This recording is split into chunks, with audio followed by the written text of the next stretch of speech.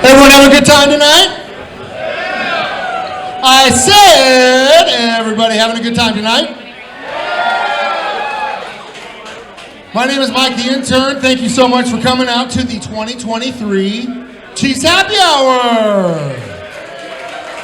You guys realize that the quarterbacks and rookies reported today in St. Joseph, Missouri, right? Go Chiefs?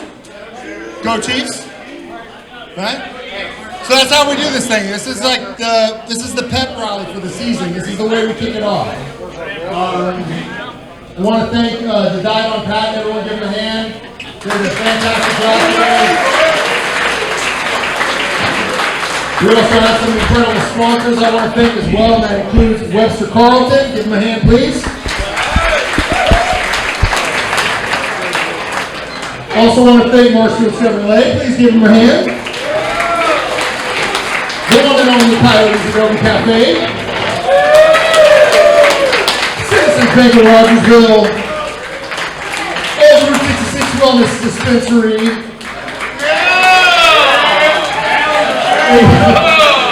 Come on, man. It's legal. ADT Security Systems. Give my hand. Godfather's Pizza. One more time. And finally, Tyler's Pizza Grill. Give them all a hand. Without them, this is not possible. So give them a big hand tonight. Thank you guys for our sponsors. We're doing a program. Okay. Who wants to come up first? All right. I guess this game is closer.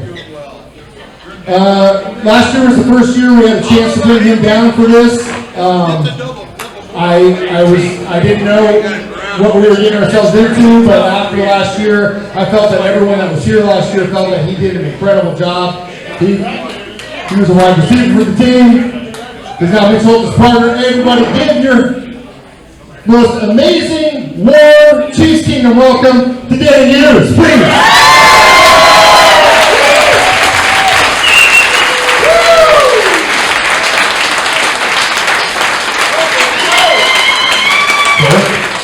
Yes, sir. All right. So we got Danan up here. And you know, he's been with this team for as long as I can remember. And he's usually the one that's up here making jokes about Ned Reynolds, but we'll get into that in just a second. But before we get into that, he speaks the way we feel as Chiefs fans.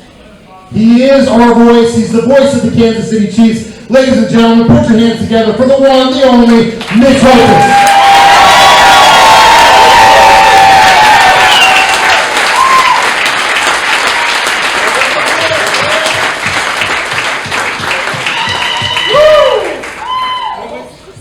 All right.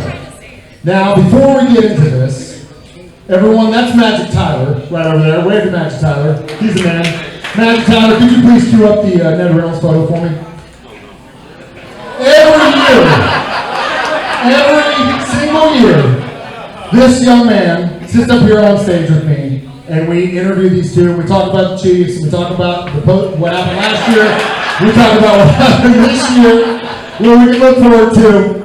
But about a week ago, we're talking in the morning, and he looks at me and he goes, Mark, I got a problem. I got a Cardinals game to call on Tuesday night, and I don't think I can make it. So I said, well, if that's the way it's going to be, I'm definitely going to dog you while we're at the Chiefs Happy Hour. So everyone, give a big hand to the one and only Ned Reynolds. Wait a minute, Mike. Wait a minute. Oh. Some of you remember the old school movie Animal House, right? They put up the picture of the pledges and then they threw it. Who wants to throw some beer in there? Please don't do that. It's a legacy. I feel like I can break down, just like a Chiefs play, I can break down this entire ensemble. Right? I don't think smooth does it justice, guys. But now that we've set the bar, guys, have a seat. Tyler, if you please. I feel like, put that back. Hold on. I feel like this was like a late fall day.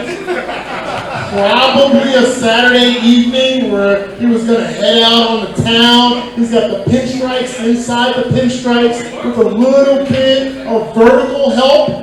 And then to offset it with the tie, and then this is what gets me right here. Right there. Makes it pop. I see a little red in those eyes too, ladies and gentlemen. I don't know what that's about. And taking the day before the Battle of Wilson's Creek, 1861. That's what it is. Ladies and gentlemen, let's give it up for Nate Reynolds. We love him. You love him. I have to at least say hi to him while we're here. Tyler, you can flip that back, please. All right. So, I guess it's just me tonight. But first off, what an incredible season. Can we stop for a second? Of course. Before we do. Oh yeah, I was kind of hoping you would do this. No, just before we do anything. It's not often we see miracles in real life. But having Art Haynes be here tonight.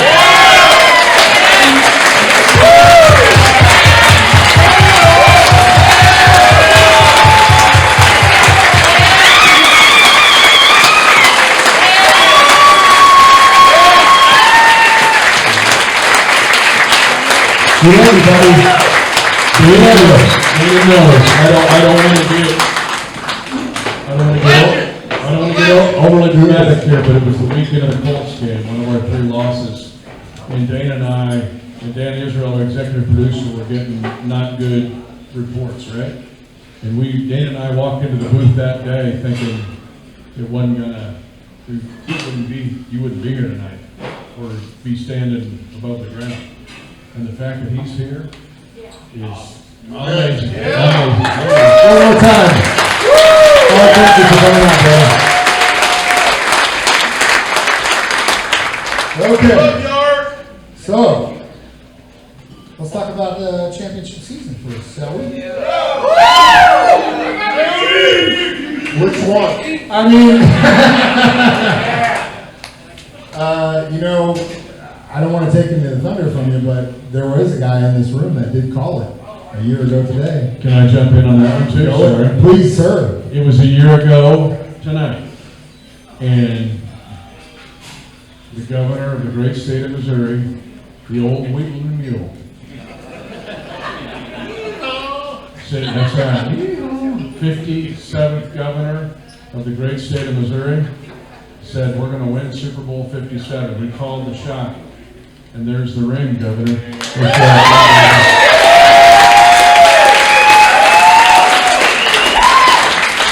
That's what happens. What happens when you get the old Polk County Sheriff and an old MP who's a sergeant. He don't take any crap. And he was feeling the same thing Dana and I felt the day we won the AFC Championship game against the Bengals, where all they did was talk crap on us for months and weeks and months and weeks, and that's when it came out. You can doubt the Chiefs, you can dislike the Chiefs, you can disrespect the Chiefs, you're going to have to deal with it. And I was feeling it.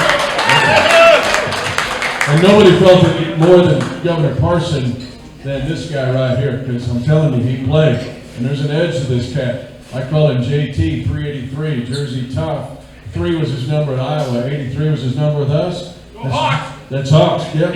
JT, 84 Hawks.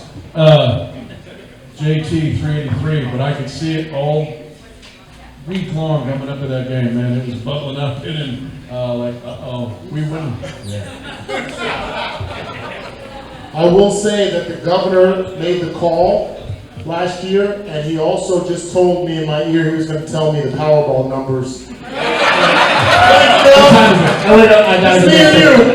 I got time. 1 billion. I got time. So, obviously, last year was magical. I feel like we're at that point as a team, and I never thought, as a fan, obviously as an affiliate, that we would ever be at that point where we would start to feel the hate across the league. You know, when you're on top, you got that target on your back, and that's the way it felt going into the last season. And what did you see in the locker room? How those guys dealt with that day to day?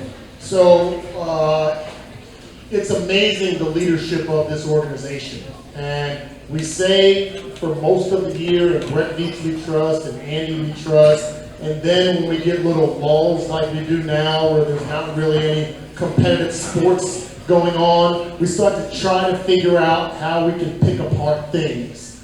And to this organization's credit, starting with Clark Hunt, there's nothing to pick apart. Everything that we've done, everything that this organization has accomplished has been excellent. On the field, off the field, in the locker room, in the media, at the ESPYs, on Netflix, whatever it has been, it has exemplified the true nature of the Chiefs Kingdom. Going back to what Mitch talked about before we move on from the Super Bowl and the trash talk, this is as close as Mitch and I are together in the booth for every single game. There are times where he walks away with some black and blue marks because I can't be held responsible for the quick twitch actions that happen during the game. There's that dark side of me. I always talk about what I learned when I was in high school. For any high school athletes that were here, especially football players, you kind of, on Friday, you kind of wore the attitude all day long. You were in classes, you probably weren't the best friend, you probably weren't the most talkative, you were amped up for the entire day. In college, very similar. I was one of the guys, I was kind of like, I don't need to talk to anybody, I don't want to hear a pregame speech. Just open the doors and let me out of here because they said something about my mama, they kicked my dog, they spit on me or something. I hate them for the next 60 minutes. In the pros, there's a light switch mentality that I learned. And it took me throughout my rookie year when I was walking in the locker room and I was angry and I was ready, like, okay, let's go, it's almost time. They're trying to steal something from us. They're trying to embarrass us. And I saw guys playing dominoes and playing cards and reading the paper. I was like, what the heck? What the heck is going on? And you recognize that the light switch hadn't turned off yet. Or on, I should say. And then as the game came closer and you got to warm-ups, the light switch. And I remember Dave Redding was our strength and conditioning coach. We called him Red Man.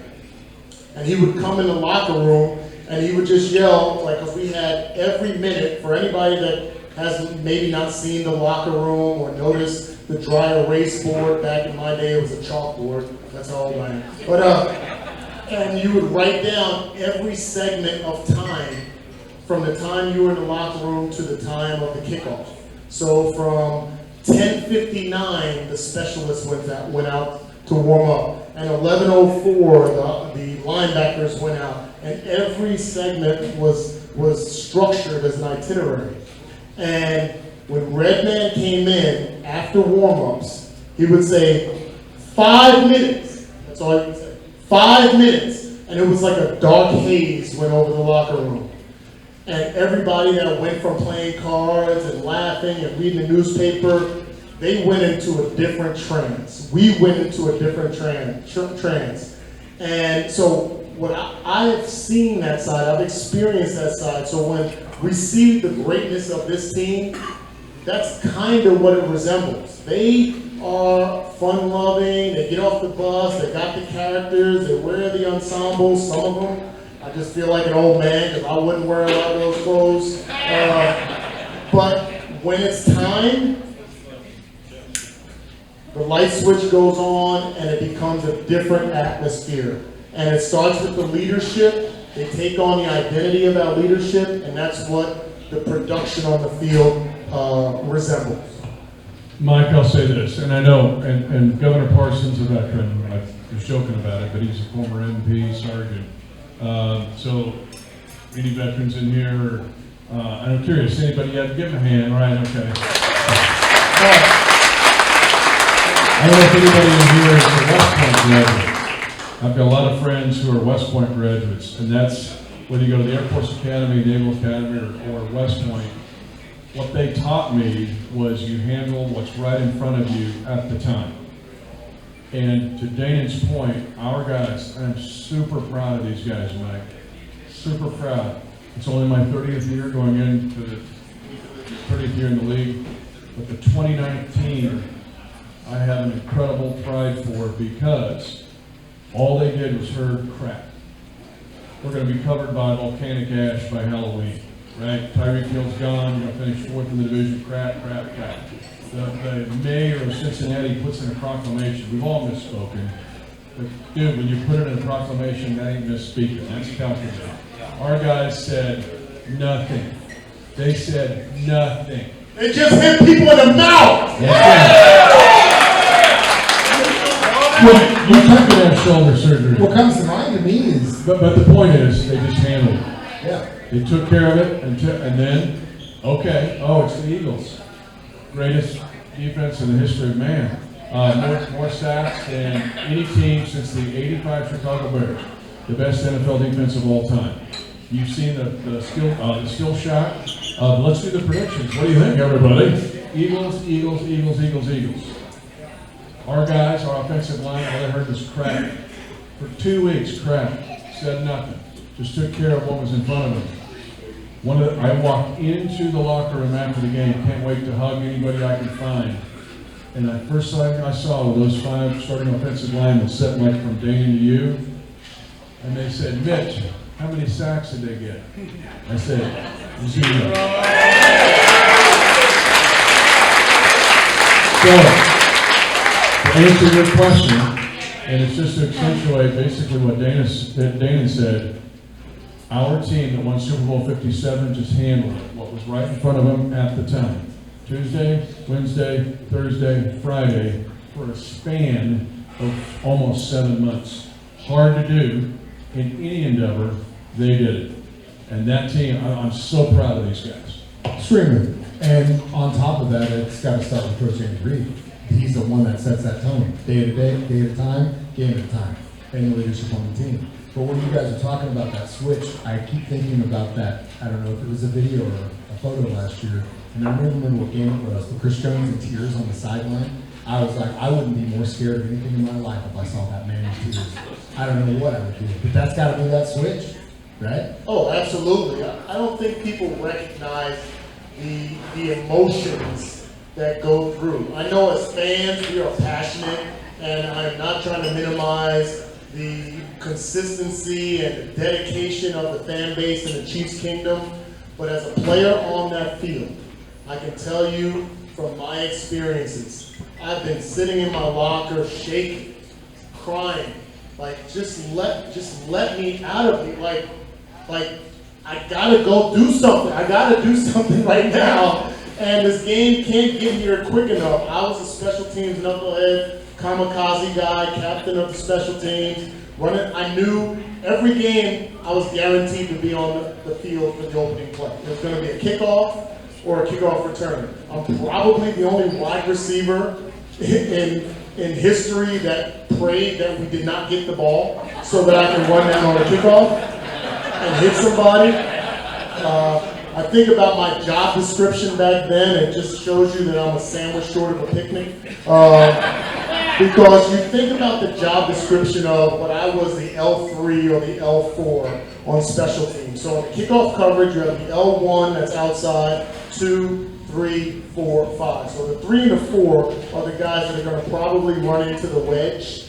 And the wedge consists of guys that probably were at least 100 pounds more than me. And before they changed the rules, because they didn't care about our health back then, they had 3 and 4 guys of that size that would form a wall, and my job literally was to run through the wall. So my job description, if I had to fill out a resume, was to pray for the kickoff, run through 400 plus pounds more than me, to cheer on our team to score a touchdown so I can do it again. If that's not the definition of insanity, I don't know what else is, but that's what I did. And it takes a little bit of a twisted mindset to be able to do that, but that's the dedication that comes with the game, and there has to be a passion. So when you see guys on the sideline with tears coming down, you got all the different things, the family, the coaches that you want to represent, your high school, your college, your neighbors, the people that committed their time while you were young to coach you in Pop Warner. You're representing them. at that moment in that game for all 65 plus plays. Think about the emotions that swirl, and then you still have responsibilities in the game, a game plan, a playbook, etc. And guess what? There's other guys on the opposite side that are trying to hold you off from doing your job. So it's a non-stop kind of back and forth and a tug of war in many respects. And you have to manage your emotions. And there are times where guys' emotions get away from them. And I understand. You have to be smart, but at the same time, it's tough. For 65 plays plus, it's tough. But those emotions, there are times we're in the booth, and I have to force myself to speak.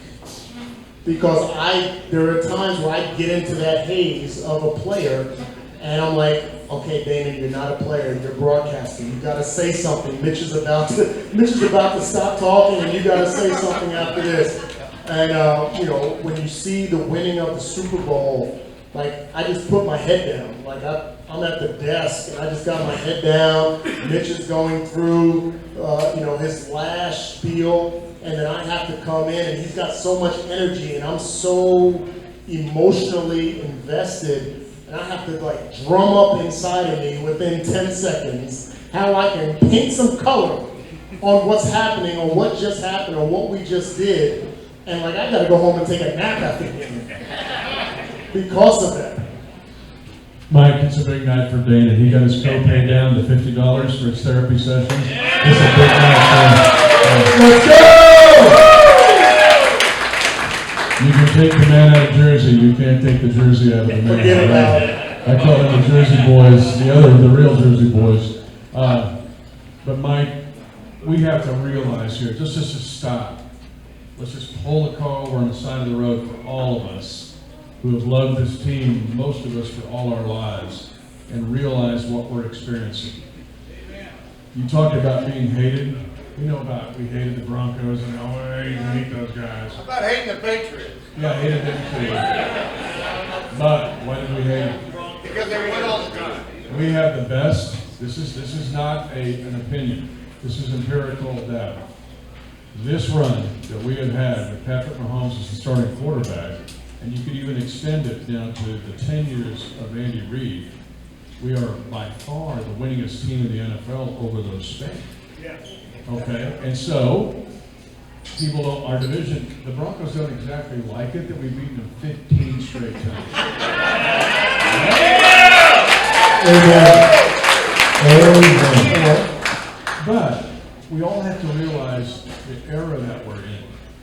Because we have the best quarterback. It's not Denver, it's not New York, it's not us. We have him.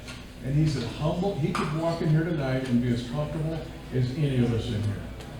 I was with him this year in Tyler, Texas. I saw his dudes from Tyler that he's kept in his inner circle.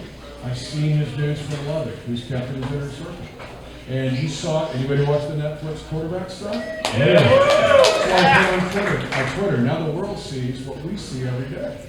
Same with Kelsey. Kelsey's going, I don't have to, you told Kittle, George Kittle, I don't have to be the highest paid tight end in the league. I want to be here. Plus he's doing Saturday Night Live, right? They didn't have Saturday Night Live. The point is, we have some special dudes in the realm of professional sports. I don't care if it's the NHL or MLB. We have some unreal dudes that are one-of-a-kind of people that are our team, the best to ever play in their positions, and the coach that's ours. And so, Mike, we're going into this season. I've seen where we got some stuff dialed up. Those dudes that hate us so much, they ain't seen it, what we're going to throw out. There's more stuff. But the point is, our guys approach this off-season. I said it today on Color 10. You'll see it when we go home tonight. That our guys are approaching this year as if they've won nothing. That's the way they're wired. You have a special group. We're just living in an unusual, awesome time. So, enjoy it. Let's go get another one and kick some butt. You mentioned quarterback, which I was going to ask you if you guys have seen it. It's incredible. If you haven't watched it yet, please do. But the one takeaway, the biggest takeaway, is how humble a person that guy is. Cousin's a great guy. Marcus is. But you're talking about arguably one of the most important sports guys in the entire world who is worried about what his language is going to be when he's online. That's crazy. A guy who could literally do what he wants, when he wants, where he wants. That's humble, and that is why. That's the type of leadership when we're so lucky to have him. 110%. That's what that documentary gave me, and I loved every minute of it.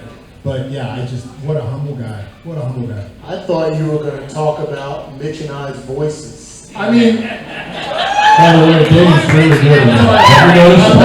Every time Danan speaks, you're like, oh my gosh, it's the Old Testament. are you guys getting those Netflix positions? But it just proves that they said I have a face for radio because they didn't give me a video camera. But in that series, and to your point, what you saw was Patrick Mahomes loves his team, loves his family, right? When his dad hugged him and said, "You're special," and then he gets the soundbite of what that meant to him. His dad saying, "But what he means to our team." I'll give you a story. We played the Tennessee Titans, and they played Malik Willis at quarterback, Tannehill's hurt, and we're struggling to beat these dudes. We got to beat them in overtime. Watching that and watching episode 14 of the franchise. Anybody seen that? Oh, yeah. Required viewing tonight. We've got our Queens of the Kingdom back here. One's going to give birth soon to another baby boy. Required viewing, episode 14. Ted Lasso's writers can't make it up. Ted Lasso's writers could not write this script. But you see what Patrick means to the team. We're struggling to beat the Titans and Malik Willis. After the game, it's a Sunday night game, they give Patrick what they always give, right, the Fickle Finger of Fate award to the best player, and he's like, this isn't mine. This should be the defense's. He walks in the next day to the defensive room and said, you guys deserve this. I don't deserve it, you guys do. And Spags said, it's only happened, Spags has been around for 400 years. He goes, it's only happened twice, once with the Giants. But he told that team, he told the defensive guys, this is why we get guys get their ass off the field, because we want him back on the field as quick as we can. Because Patrick loves his teammates. Part of his humility is he wants to raise everybody. We forget, we set an NFL record this year, you guys. We played 8 rookies on defensive special teams. It's an NFL record in the AFC Championship game and the Super Bowl. It's never happened. Part of the reason those guys could be so successful are guys like Mahomes and Kelsey, who are not defensive guys, are lifting those guys up and making them the best they can be. It's so underrated. Nobody talks about this, but it's a dynamic and a culture that, again, is very unique with Andy and Mahomes and Kelsey, how they permeate through the whole team. And it's arguably one of the youngest teams in the NFL right now. So that's got to make you happy for the future and the culture that they're building in Kansas City. Now to the future. Obviously, we were kind of watching the D. Hopkins situation. He's now in Tennessee. My thought is, obviously, we want to get Jones to sign that contract. The next play is Snead, right? Your thoughts? So, regarding DeAndre Hopkins, I wasn't as vocal. I've gotten calls, jump on somebody's radio show or Sirius XM calls during the offseason. What do you feel? What do you feel? I kind of danced around it because I didn't know 100% what was going to happen. But in my heart of hearts, I did not feel like that was going to be the best move for the Chiefs. And here's why. Not a negative towards DeAndre. He is an excellent receiver, probably a top 10 receiver in the league right now. He's been outstanding throughout his career. But I feel, and I don't know how Mitch feels, but I feel like we've been down the road of a wide receiver that demands high volume. And although we had a lot of success with Tyreek Hill, we've also shown that we didn't need that. And to go backwards to that, I felt like it would have been a backwards move for this offense. Doesn't mean we would have been worse, but I just didn't feel like it was right for this offense now. Once you've seen the daylight and the skies have opened up and you recognize that you have the mad scientist of offense in Andy Reid, and he develops offenses not just for your system, but for the success of everybody in it. So Noah Gray is able to make big plays because Andy Reid formulates an offense to help him be successful. And in the past, obviously, Eric Bieniemy. Why Sky Moore can come along and Kadarius Toney can come along. Not just because they're talented, but because they have a coach that has designed a system where they can be successful in it. And everybody else boasts that, but not everybody can accomplish that. So when you think about adding in somebody like a DeAndre Hopkins, who's likely going to be happy with at least 10 targets a game, what does that look like when he doesn't get those 10 targets? Like Juju did last year, like MVS did last year. Will he still be the consummate pro and teammate?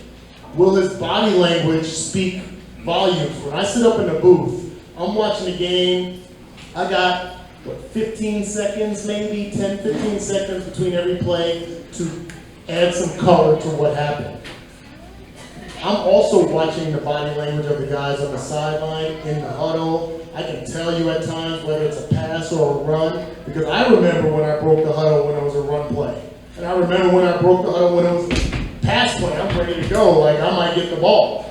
And if you got a guy that's a high volume guy, and Patrick Mahomes is seeing Travis Kelce, he's distributing the ball the way he does, could that guy work in this offense as good as Hopkins is and still be at the level of what you need him to be from a leadership and presentation standpoint? I doubted that. So I feel very confident. We have 5 receivers on this roster right now that have had extensive NFL experience either with this team in important games or throughout the league. And then you have a complement of other guys around them that are going to work their way up. I feel like that's as good as any other team in the NFL, and I'm comfortable with it. Mike, the WR1 question that I get all the time is really a fantasy football question, right? How many play fantasy football, right? You all want to achieve to be the 80 catch, 800 guy, 8 touchdown guy. To Danan's point, one week it might be MVS getting 10 targets. The next week it may be Kadarius Toney.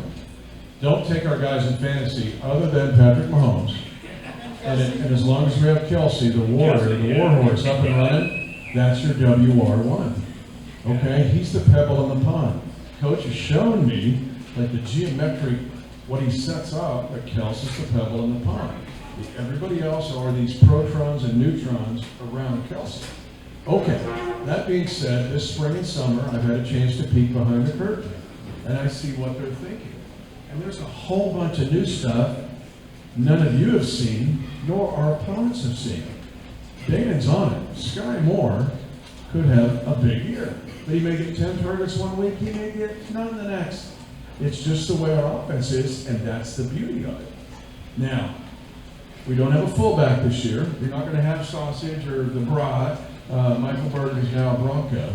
But you're going to have 4 tight ends who all will rotate in at times and be the fullback. There's a whole 2 gigabytes of stuff with that philosophy that we're going to run. So we have 13 wide receivers going to camp. How many will make it? Probably 6. But you'll have no fullback, and you'll have 4 tight ends and probably 4 running backs. Every one of those humans is involved in this equation. And so it's not DeAndre Hopkins barking to get the ball 10 times a game. I've been through that too, Dan, and that does not work. It doesn't work. See what Stephon Diggs is doing now with the Bills. Could he poop in the punch bowl? I don't know. Right? So that throws you off, man. It throws you off the room. So I'm kind of glad we didn't sign DeAndre Hopkins. Yeah, and I felt the same way going into it. I felt like it's not right for the culture, it's not right for the culture, and that ultimately is, I think, hopefully, in Beach we trust that he sees that too, and I believe he does. But ultimately, we got to re-sign, we got to get that extension from Kirk Jones, and we got to, if we can get Steve longer, I think that's a better play, in my opinion. Because Steve showed us so much. And look at our cap. Right now, Chris is second in our cap behind Patrick, right? And his salary figure is big. If we sign him to a long-term deal, all of a sudden that salary figure goes down, and we can amortize what we pay him from a bonus standpoint, and actually frees up a bunch of cap room, which Beach always wants. Always wants. He wants some drawer, petty cash in the right front drawer. Why? You get Carlos Dunlap later. You get Terrell Suggs later. He wants to do that, knowing he can plug it in. If you get DeAndre Hopkins, you're done. You ain't gonna get that guy. And so if Chris gets done, I hope it gets done. I'm with you. It's the big element here, and I thought it'd be done by now. So we'll see. Hopefully, I keep looking at my phone. Hopefully it's done. But I do know this. The other thing I've seen this spring and summer for all of us to know is the level of talent on defense and special teams has gone way up. Because think of those 8 rookies we talked about on defense and special teams. We've added to those dudes. Nick Jones is a corner, 7th-round pick out of Ball State. What? Watch him in King. We get undrafted free agent guys like Isaac Moore from NC State, who should have been drafted, who reminds me of like Sam Mills, of like he's so smart and tough. Like we just have better dudes. And now Spags, and people worry about pass rush, right? We don't have Joe Bosa, we don't have Nick Bosa. Karlaftis has had a big spring and summer. King Felix, and EK State in there, Emaw, right? Lee Summit kid, broke his hand last play of the Sugar Bowl, so it's been a little slow for him. But that also, much like our wide receiver position, is the sum of the parts. Mike Dana will be involved in that. You get Charles Omenihu from the 49ers. King Felix jumps in. And so it's not like, God, I got to get a guy and get 17 sacks out of my so I can win my fantasy league. Don't take our edge rushers in fantasy league. Take Nick Bolton if you've got a tackle league, you'll have 1,000 tackles. But the point is, we're just different. We do it different. The recipe's different. The grid's different. And you get a slot corner like L'Jarius Sneed, who basically we cover up for not having Joey Bosa by having the best slot blitzer in the league. And when he blitzes, it's not a D-back blitzing. It's almost like you have an edge rusher blitz, right? His target point, how fast he gets there, what he does. So think differently with us. We just have a different recipe on both sides of the ball and on teams. It's a great point. Speaking of notifications and the offensive side of the ball, I got a notification in my phone right before this thing was starting that Isaiah Pacheco might be on the pup list. Do you know anything about that? Jump in there? Okay, I got concerns, right? And so I'm a middle child, I'm worried on that. Get the Chris Jones deal done, I'm with you on that. Jarrett McKinnon and Isaiah Pacheco did not rep at all in the spring and summer. Both were recovering from injuries. And for Pacheco, Jersey guy, he had shoulder surgery. He played with a torn labrum. The dude's the toughest nails, right? Jersey tough. So there is, don't put it on social media because we don't know. But there is some doubt going into camp when Pop will be ready to go. All right? Now, if Andy Reid is standing here, and you go, gosh, I look at Andy, the only time I've been hit harder, other than Danan, like separating my shoulders, when I go, God, we don't have Pop. What are you talking about? We'll figure it out. There's a dude named Deneric Prince from the University of Tulsa who started at Texas A&M, Houston kid. When you see him at camp, or you see him preseason, or we'll talk about him, he is a Nile Davis clone. We actually put 34 on him. Like, are we trying to make him Nile Davis again? He becomes a possible piece to fill in and recover for him. The other thing is people forget we still have Clyde on the roster. Clyde got tons of rep this spring and summer.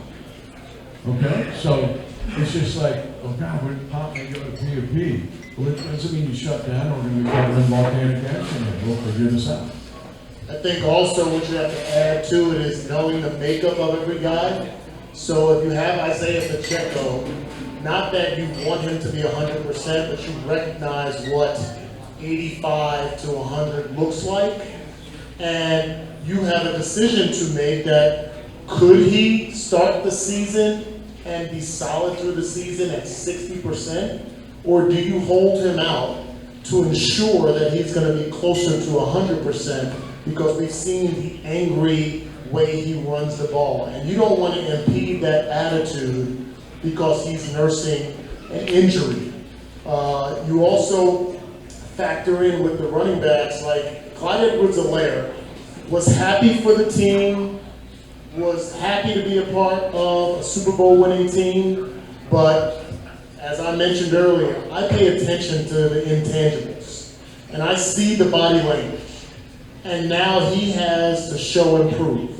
And the fact, like Mitch said, where he's taking all these reps this entire offseason, there's an edge that might come with him that might be scary to other teams. So while Isaiah Pacheco, he could be that guy that, okay, for that second half of the season, you're going to lean on him. He's going to be that angry force, the thunder that's going to come in with an attitude to prove everybody wrong and to show he's healthy. But in the meantime, we got this guy that got relegated to being inactive. That was a starter. That's a former first-round pick that didn't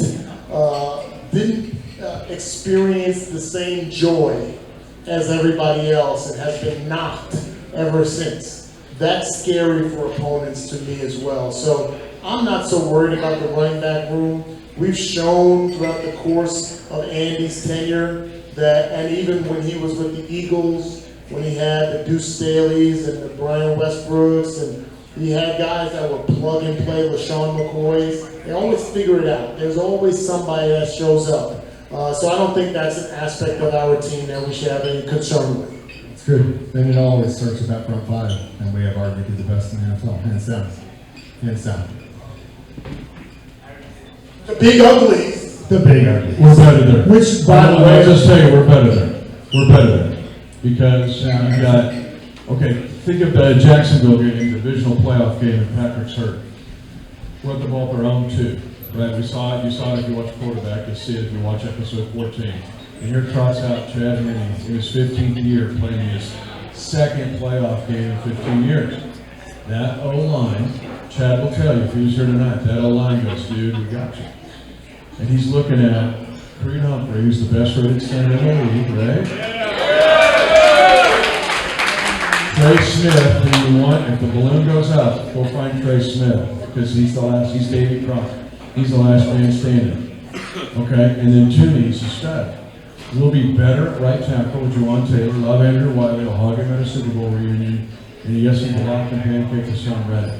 But if you watch the quarterback and you watch episode 14, you'll see time and time again where we wanted a single block and Andrew's getting beat.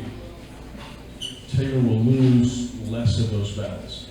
And then you've got Donovan Smith, who's a veteran at the left tackle, who I think may be as good as Orlando Brown Jr. Better in pass protection, maybe not as good in run protection. We will be better on the offensive side. always move forward.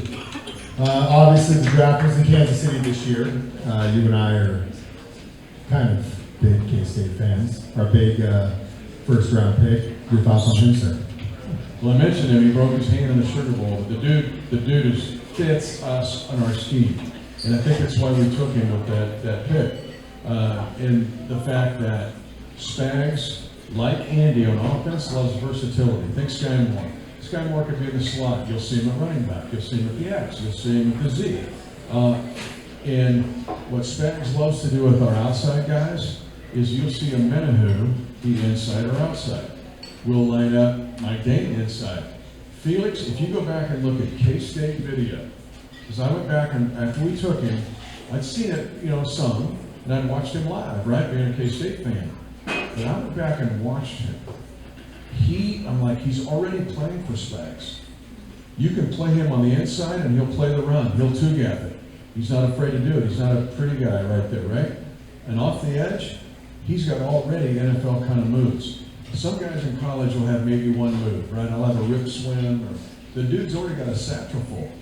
So he and Karlaftis work together. Now you've got yin and yang growing together about the same spot of their career, much like a Creed and a Trey work together. And that's what excites me about Felix.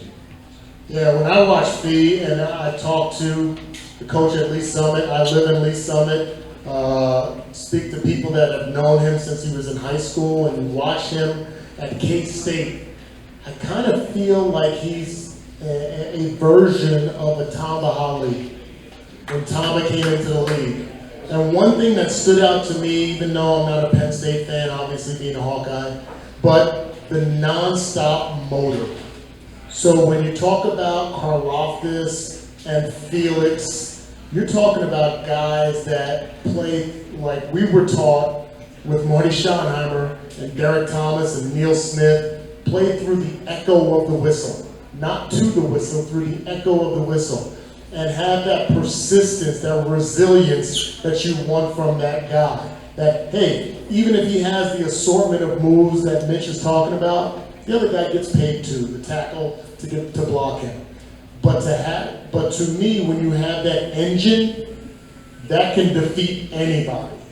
And that's what you have in him. So people question, okay, well, Frank Clark, he goes to Denver. He's been postseason Frank, and are we going to miss that?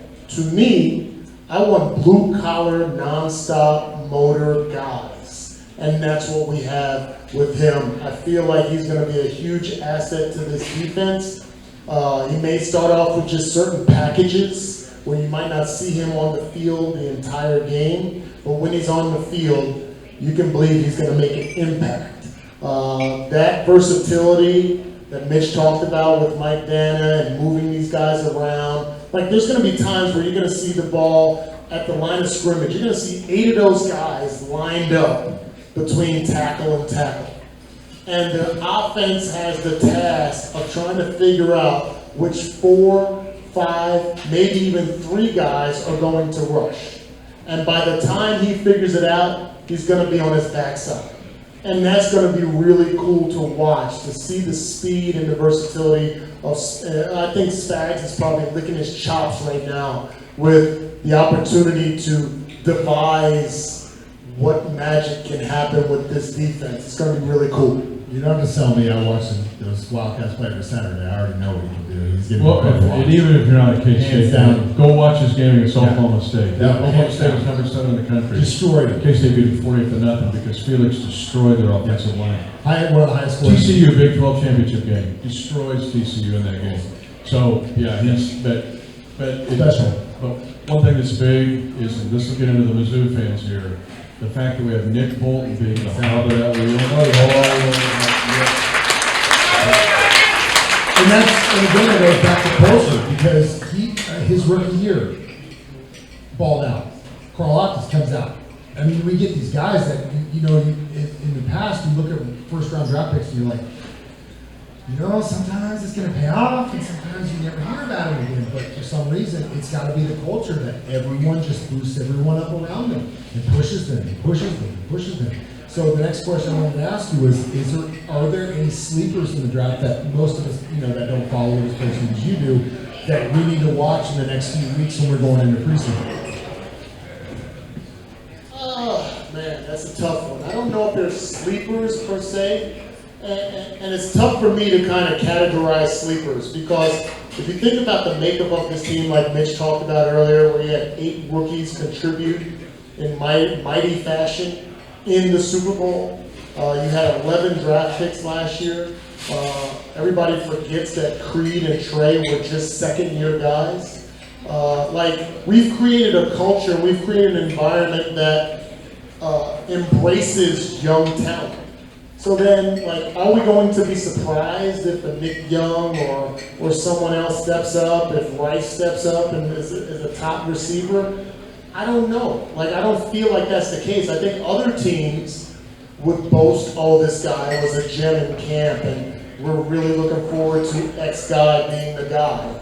I think about Justin Jefferson when he stepped on the scene in Minnesota. Yeah, he was a first-round pick. Everybody knew he had stardom.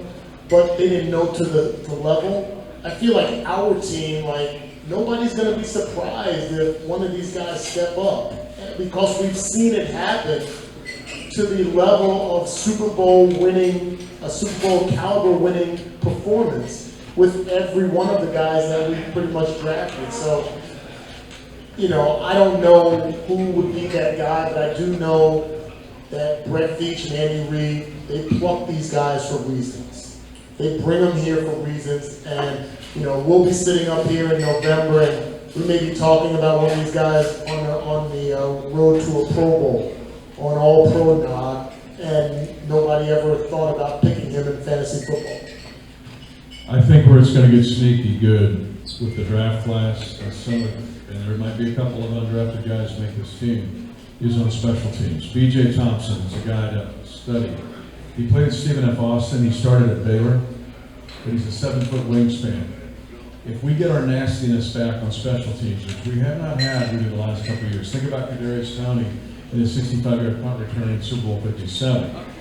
We've not been a team necessarily the last 2 years that has returned kicks with explosion or block a kick.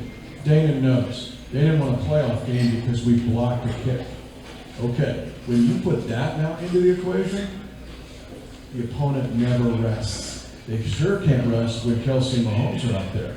Now you put a defense out there that's giving you all kinds of looks and nastiness. Now I can't rest on that side.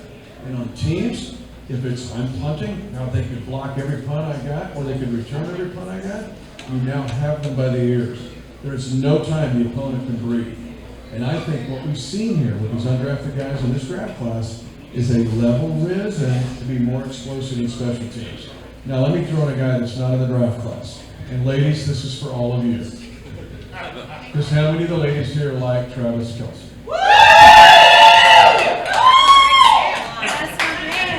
Dana and I talked for years about how we're going to get pressure off Kelce. And you think tight end, right? You think, you're thinking about Noah Gray, and you think, gosh, we have pressure off Kelce. Just wait till you see Drew Tranquil at camp. Okay, we signed Pool Boy to come in from the Chargers. Ladies will see Kelce. It's Kelce. Woohoo! Who's that guy? And his name is Drew Tranquil. He wears number 23, and he played for the Chargers. And Mike, he's good. He's really good, and he's very good looking, and he's really good, and he's super smart. And I told the guys and gals at Color 10 today, just mark it down on July the 18th. You can call me a fool, many do. Yes, I know, you call me a fool on Twitter, I know you. Drew Tranquil will win a game this year for us. Scoop and score, pick 6. Oh, he's covering Austin Eckler. He's running all these circle routes on us. Now Tranquil guards him. And we have not had a guy like Drew Tranquil in the 10 years of Andy Reid. We haven't had that guy. Not playing linebacker like that. Okay, at that level. He's that athletic and that good and that smart. He won't be out there necessarily with Nick and Leo's out there or Willie Gay Jr. But now when you do what Spags likes to do with all this mix and match and a bunch of safeties and corners, Nick is always the hub of the wheel. But now you got this lug nut over here who can take you on a drag race. And you're going to like Drew Tranquil. Just mark it down. At the very least, you got at least, what, 50 or 60 follows tonight on Instagram? All right, so it's the time of the night where I like to go around and if you guys have any questions for Mitch or Danan, please raise your hand. But I did want to see if, Art, did you have any questions you want to ask these guys? Well, I was going to ask about the quarterback series, but that's pretty well been covered. Obviously you were impressed with the way Mahomes came across. The way Mahomes came across. But Art, let me tell you what's sneaky. I don't know how many have watched the quarterback series. I don't want to spoil it for you, and I'm not selling Netflix here. But what was very apparent on that, compared to Kirk Cousins, who you respect after watching it, right? Or Mariota. Watch when Patrick comes off the field. Every time he's got Nagy coming to him. He's got Coach coming to him. Look when Cousins comes off the field. Nobody comes to that dude. Maybe the trainer, because he's got the crap beat out of him for the 7th time. You okay? Did you see any coaches come out and go, what do you see? What do you got? When Patrick comes off the field, within 30 seconds, Nagy is there with the iPad. And he's surrounded by these NASA scientists. You've got the astronauts surrounded by Nagy. So what was apparent in the quarterback that's sneaky is the culture that Mike and Dana and I talk about, is the fact that immediately there's help from Patrick. What do you see? What do you like? What don't you like? Here comes Coach. In 30 seconds, it's Nagy. The next 30 seconds is Andy Reid. All right? Cousins does not have that in Minnesota. Sorry. And the communication with the players also. What I noticed Patrick, I played with some great quarterbacks. I played with Joe Montana. I played with Rich Gannon, Elvis Gerbach, Steve Bono. Some great dudes and great quarterbacks. Very rarely did they come and ask us stuff, or come if we wanted to tap them on the shoulder. I saw in the most recent one, I want to say episode 4, where MVS wanted to share something about the Bengals, what he saw in the defense. And Patrick says, hey, I'm sorry, man, I didn't get right to you. I was over talking with the coaches. What you got? This is during the game while the defense is on the field. And he tells them, I think we can run Bengal based on the adjustments by the safeties. And then the next time, he throws it over the top and a big play against the Bengals to MVS. The ability to have that kind of massive ability as a quarterback, but still be humble enough to take tidbits and morsels from your teammates shows that he knows a lot, but he's still receptive. And there's quarterbacks out there that feel like they know it all, they see it all, they're just going to trust this one quarterback coach or whatever the head coach tells them. But Patrick Mahomes, to me, that personal kind of touch, being personable with his players, and then me being a player knowing that he's actually the MVP and he's going to give me his ear for a few seconds, that adds so much more credibility, confidence in you as a player that guy is willing to listen to you and be able to make plays with you based on your input. That's what I saw on Netflix as well. And he's talking to defensive guys. Go back and watch it. How many times he's talking to defense? All right, defense, let's go. And compare that to how many times they show Cousins or Mariota. Tells you everything. Got questions? Ready? I got one over here.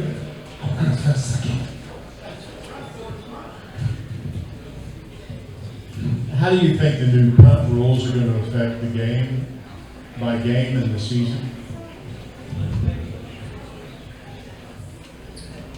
I'm not a fan of any adjustments. I'm old school. I think special teams being an impact play. We saw the punt return from Kadarius Toney. Mitch mentioned back when I played Keith Cash blocking a punt. Albert Lewis back in the day blocking kicks and punts. We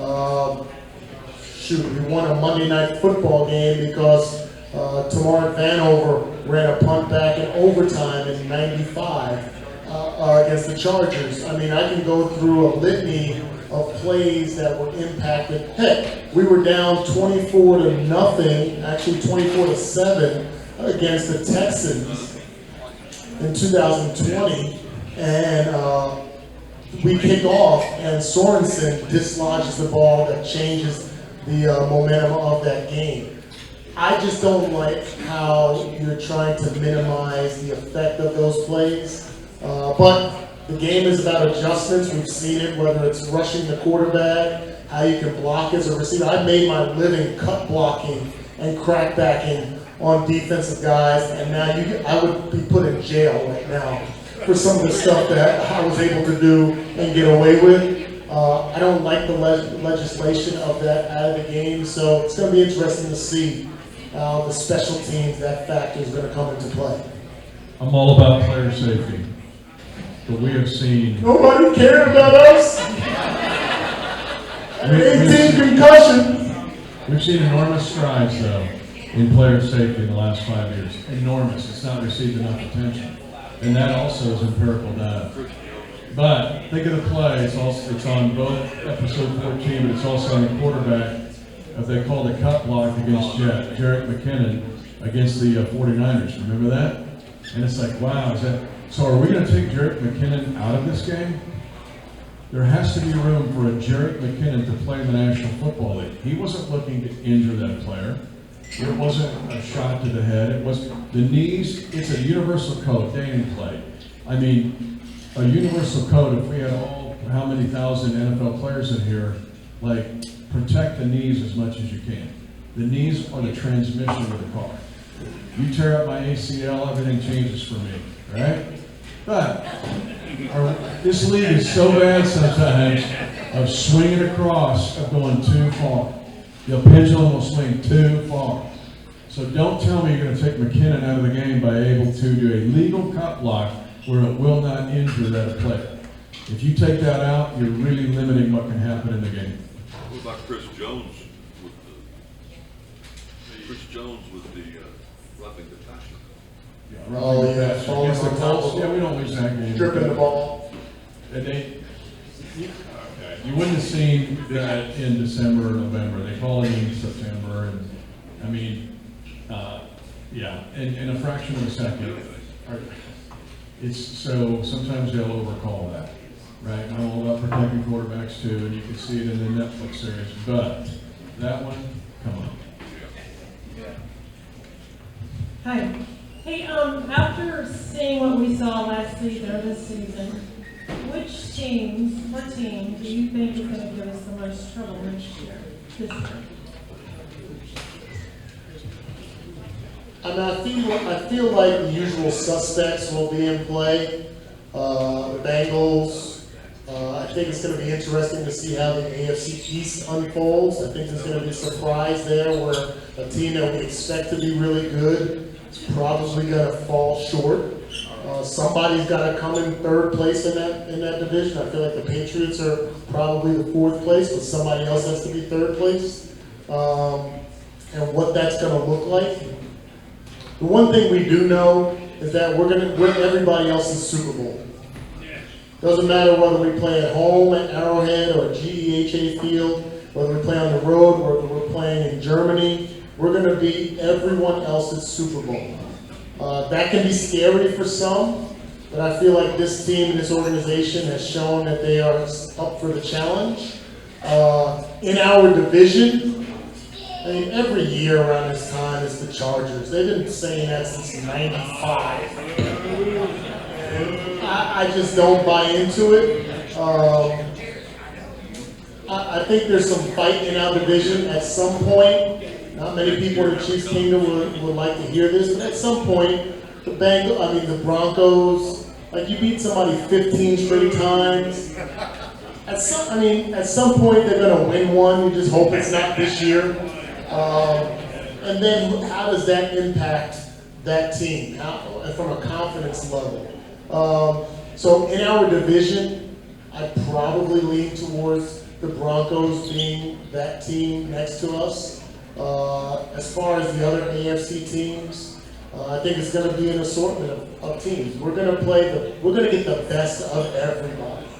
And that's a challenge. And we've shown that we can step up to that challenge like we did last year, or several of the last years. And I don't expect anything different this year. It's a super awesome question. But let's review because we have a quiz tomorrow. Remember what I told you was the greatest thing about our team a year ago? What's right in front of them? Yeah. My answer is the Detroit City Lions on a Thursday night at GHA Field. Here's why. Dan Campbell, you might call him a Neanderthal or old school or whatever. The one thing that ought to get your attention more than anything as you get ready for the Detroit game, it's the last regular season game of the year.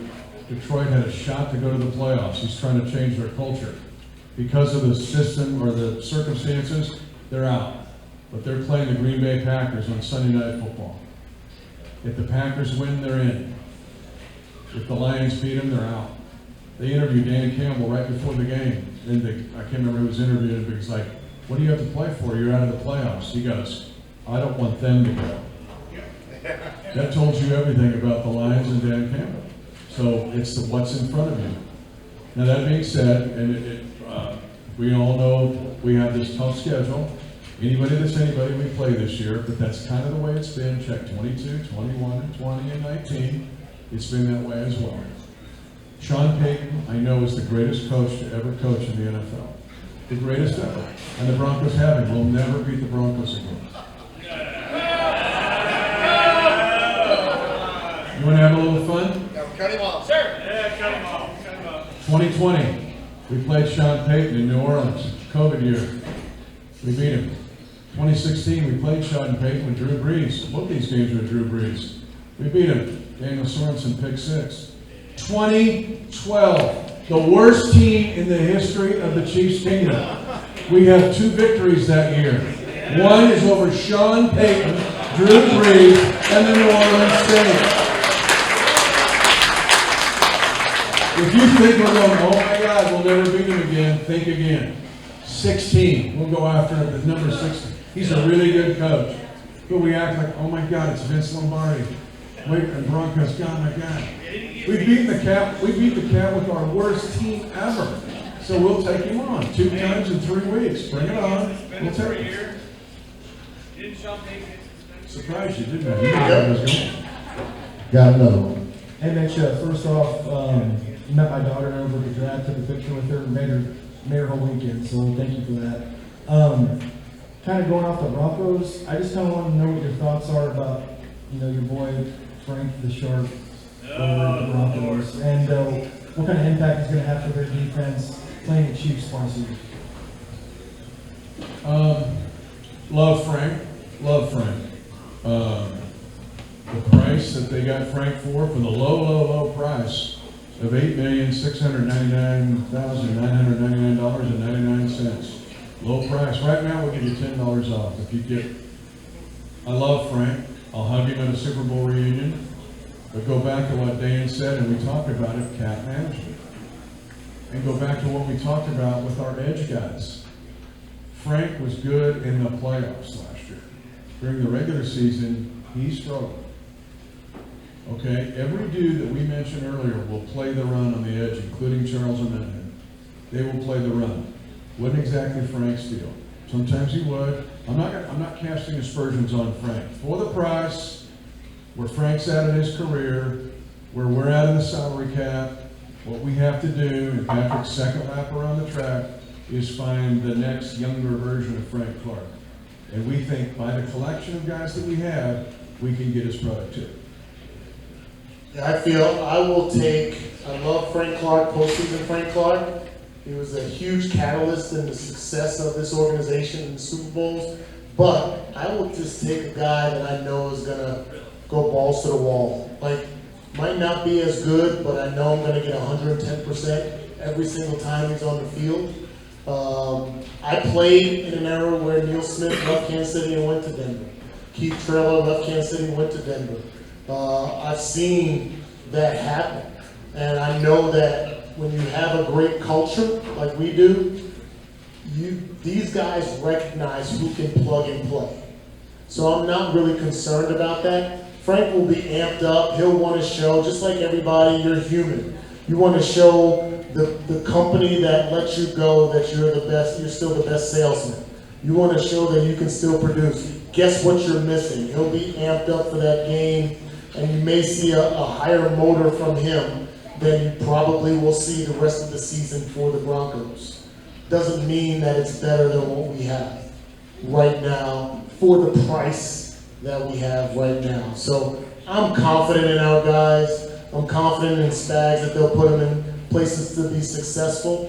And we've also seen guys step up in the postseason as well. So I feel like another year under the belt in this defense will bring some guys along to play special football and wreak havoc off the edge like we've seen from Frank Clark and other guys. Big Top Gun, the first movie. Hit the brakes and you'll go right by. We went right under Nick Bosa's armpit for a touchdown. He came up the field, we go right inside his armpit. Boom, touchdown, Kansas City. I love Frank, love it. You can go inside his armpit. We'll also be amped up for him. We also know when Frank sleeps, eats, when he flosses his teeth. So it's on. Good, he may get us. We may get him. Thank you guys for coming. I just want to say thank you for making the trip down again. We really appreciate it. I think I can speak for everybody when I say Springfield appreciates you guys coming down and making the big tour. Thank you.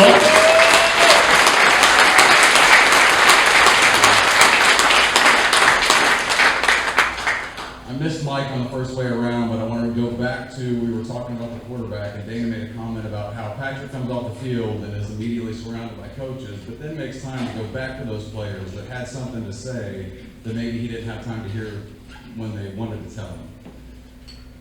So with both of your experience in the NFL and all the time that you've spent around quarterbacks, I just kind of want to gauge, because after watching a few episodes, I haven't seen it all, and I appreciate the spoiler alerts.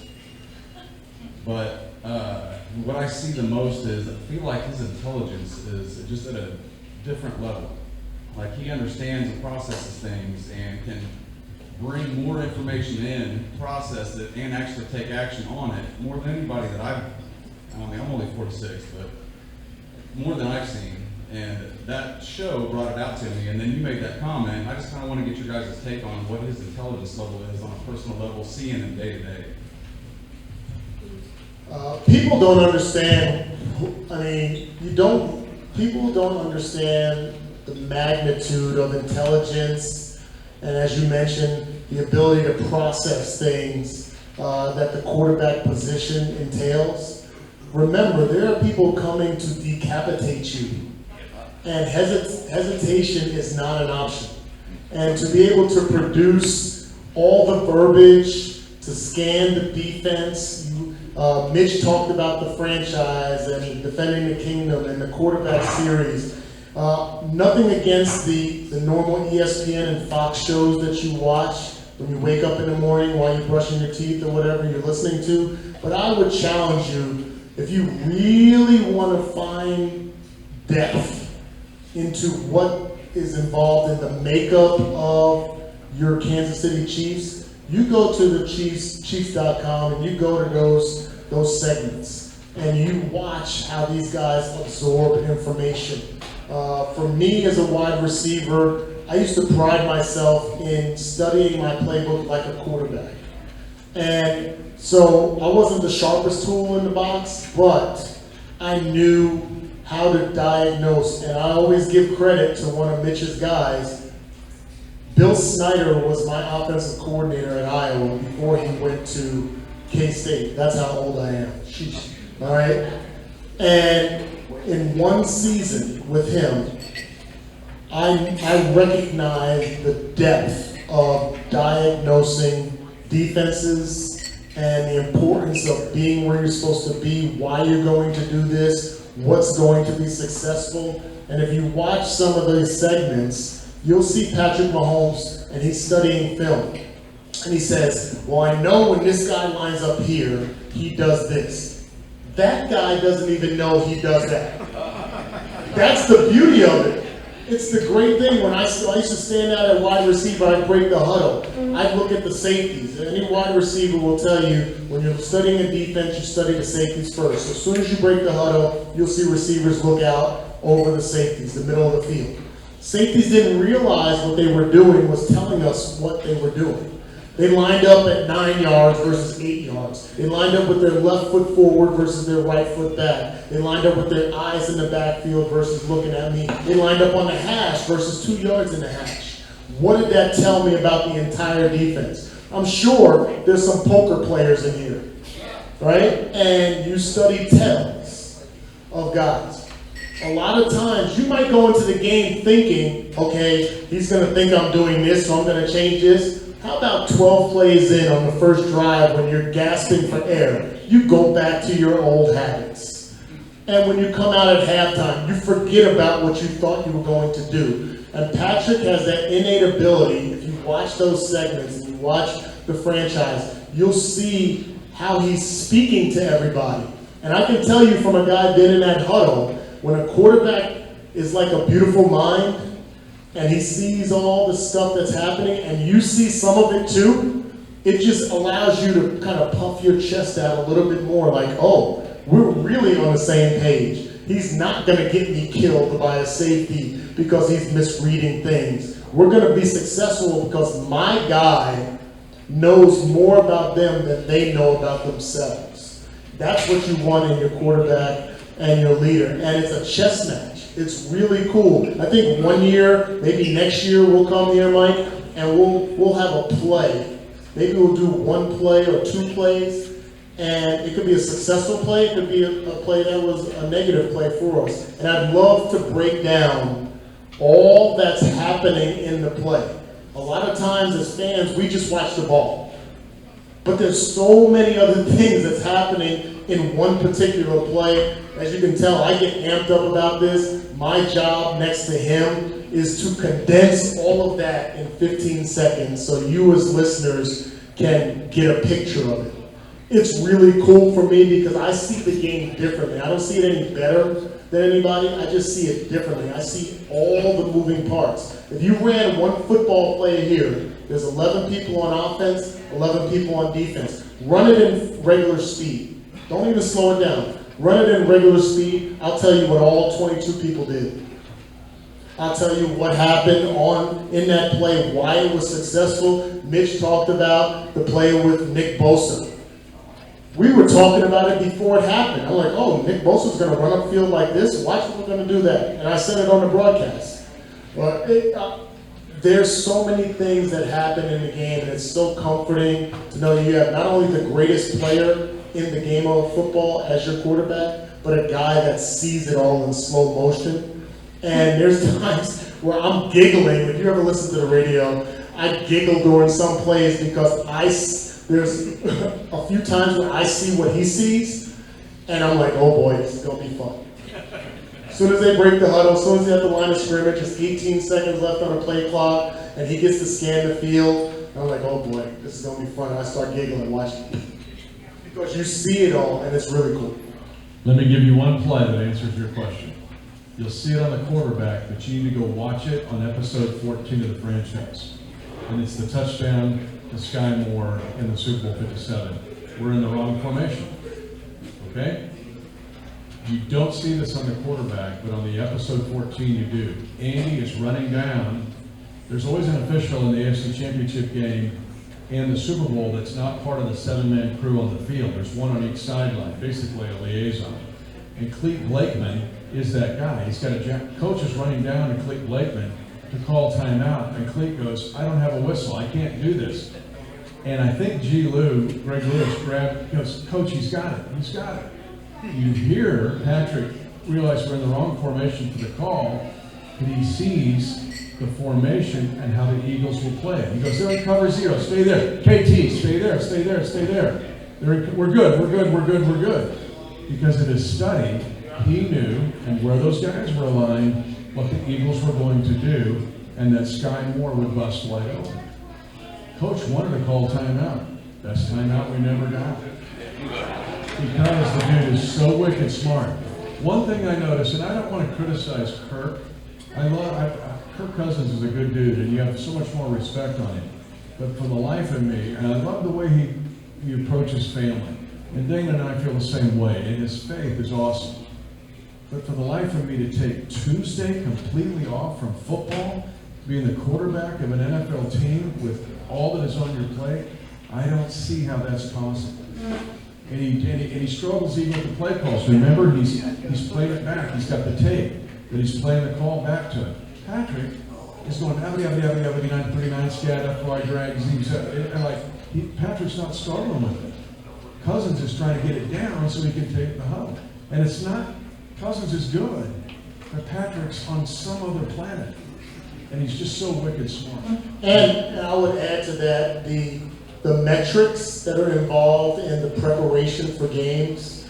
I also don't believe people really know the magnitude. Like we would know between the 40s on 1st and 10, the defense would have a 52% chance of this, a 28% chance of that, a 10% chance of this. Between from the 20 in, they would be 82% this, 10% that. From the 20s out, you would have this defense on first down, second and medium, second and long, second and short, third and medium, third and long, third and short. Fourth down, what would they have a high propensity of doing? This is all information that we're absorbing on Monday through Saturday before a game. So there was never a time where I ever felt like I didn't have the upper hand against the defense because we knew exactly what they were doing, and sometimes they didn't even realize what they were doing and the tendencies that were shown. But it's broken down to metrics and percentages. So I always say there's no such thing as a dumb athlete. There's athletes just like humans that do dumb things. but you can't absorb all the information and play at full speed with somebody else trying to decapitate you and be dumb. It's just not possible, and this team is one of the sharpest, if not the sharpest, that I've ever seen. Mitch, I know you have a Monday night show at Hy-Vee. Just want to remind you, we have 2 Hy-Vees down in Springfield. We'd love to have you down on Monday night sometime. You know how romantic Hy-Vee is. You know? It can be very romantic. No, this is for all the dudes. Gals, you had your moment. You got your key, Drew Tranquil, right? Dudes, go to Hy-Vee. You want it, it's better than pills or anything, you know. If you go to Hy-Vee, your life will change. I'm just saying. Romance for at least a couple weeks. Second off, there are quite a few defensive linemen still out there as free agents. Do you think we'll sign one of them? Maybe not right now, but later. Go back to what we said before. You know, Carlos Dunlap hadn't signed. Carlos Dunlap made a gigantic, no pun intended, and people, we talk about Chris's sack against Joe Burrow in the AFC Championship game, and Chris, I interviewed him after the game, and Chris goes, he wanted to go against Danan, the right tackle. It's like, hey, he tells Dunlap, I'm going out, you go inside. I go, how'd that go over the post? He goes, not well. But the point is, go watch the play on the quarterback or on franchise episode 14. Carlos makes that play. Because Carlos is so wide, and one of the things I'm going to do on a feature I do with Mitch, right? You see it on Color 10 every week. Is I've tried to study the aerodynamics and physics of the throw. Watch Nick Bolton on the last play of Super Bowl 57. We only rush 2. He waits to make sure Hurts doesn't take off running, right? He comes in and is smart enough, Nick's super smart, where he flies up, doesn't go into him, but he affects the aerodynamics of the throw. And I didn't realize it until I watched that 10 times. And when the ball's released, the physics and aerodynamics is totally different. Carlos Dunlap does that because of his wingspan. It's one of those little nuances and underrated thing. And in that Burrow sack, Dunlap makes the big play that he doesn't get the stat. Chris does, but he helps make that play. So you get Dunlap. I'd feel great if we signed Dunlap tonight. I'm buying you all beers for me. But keep the cash in the petty cash in the drawer. That's what Beach wants to do. I think we got time for one more. All right, so I know Mahomes and rookies reported today in training camp, and I'm sure you're going up to St. Joe here pretty soon. Mitch, what is the position group battle you're looking most forward to watching over these next few weeks, and why? Wide receiver. There are 13 of them in camp, and I think 6 will make the team. But here's where we missed. He knows. He made his living doing it. 4 of those 6 better be special teams demons. Justin Watson can play teams. He can not only return a punt, he can cover kicks. Everybody's in love with Justin Ross. He got the ceasefire done with Russia, and he cured cancer. Right? He has brought world peace to. I don't know. The fascination with Justin Ross baffles me. But one thing I saw this summer was kickoff coverage. Justin Ross was the R4. What? When's the last time Justin Ross played on kickoff coverage in the R4? I'm guessing never. Didn't at Clemson. Which tells me if you're going to make the team, like everybody wants him to be a 1,500-yard receiver, no, you're probably going to have to cover kicks. But that's the big one. It'll be every day with those guys, every day. The rest of it would be the mathematics and how this is all going to go. No fullback, 4 tight ends, 4 running backs. How many offensive linemen? If we keep less than 10, we're going to be cutting a really, really good offensive lineman.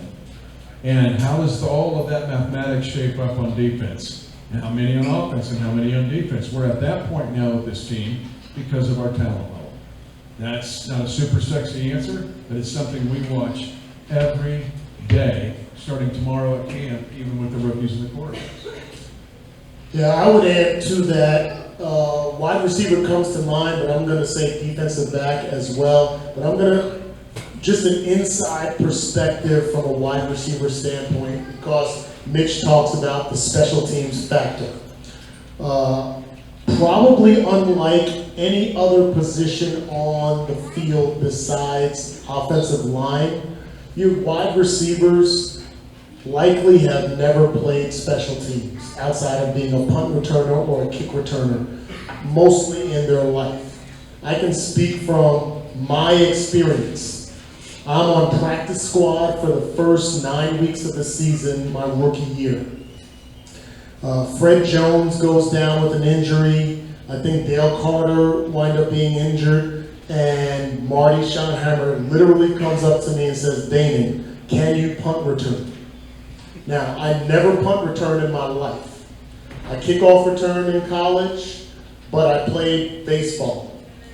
Many people don't realize I played professional baseball before I played professional football. I played with the Milwaukee Brewers after playing college baseball and football for 2 years. And because I knew how to track a fly ball, I figured out how to track a ball as a punted ball. So my first opportunity to punt return in the NFL was on Monday Night Football against the Buffalo Bills, back when the Bills went to 4 straight Super Bowls. I say all that because that was also the first game ever that I ran down on a kickoff, ran down on a punt, and was a part of the special teams unit in that factor. It takes a lot to be a 3, 4, or 5-star recruited wide receiver going to likely a Power 5 school, playing wide receiver, and then having to be humble enough that when you get to the league and you feel, because your ego tells you, that's what makes everybody great is your ego. And I was talking with Ned about this on the radio this morning. Your ego tells you you're just as good as the guy next to you. Every receiver, if they don't believe they're as good as MVS, they don't belong in the league. If they don't believe they're as good as Kadarius Toney, they don't belong in the league. If they don't believe that they're better than Trent McDuffie on the opposite side, they don't belong in the league. And now you have to be relegated to being the R4, being the R2, being the L3, and running down on kickoff and humbling yourself for the betterment of the team, but also the betterment of your career. My career would have been extremely short. None of you would know me, and I definitely wouldn't have been here if I'd have held on strong to I'm a wide receiver.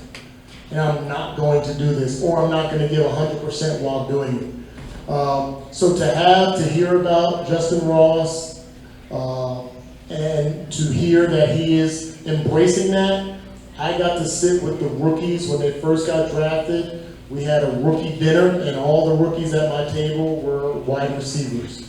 And I was just giving them tidbits of information, and I told them, embrace whatever role you can contribute to. Embrace it. It's going to be different. It's going to feel weird. But trust me, when you talk about longevity in a league, embracing your role until your opportunity presents itself on offense is the key to success. And we have a culture that has endorsed that. And I feel like we have those components where it's going to be some difficult decisions come that last cut down before the first game against the Detroit Lions when the Chiefs have to take the field. But it's going to be fun to see that whole process unfold. Just to tag the DB discussion he talked about, we signed Mike Edwards in the offseason, starter for the Tampa Bay Buccaneers. He'll have to fight his guts off to make this team. We got a hell of a young secondary. Yes, we do. And we even added to it. Just wait till you see the other dudes. Shamari Connor from Virginia Tech, rookie, draft pick, special teams, menace, loves it, gunner. He wants to play it.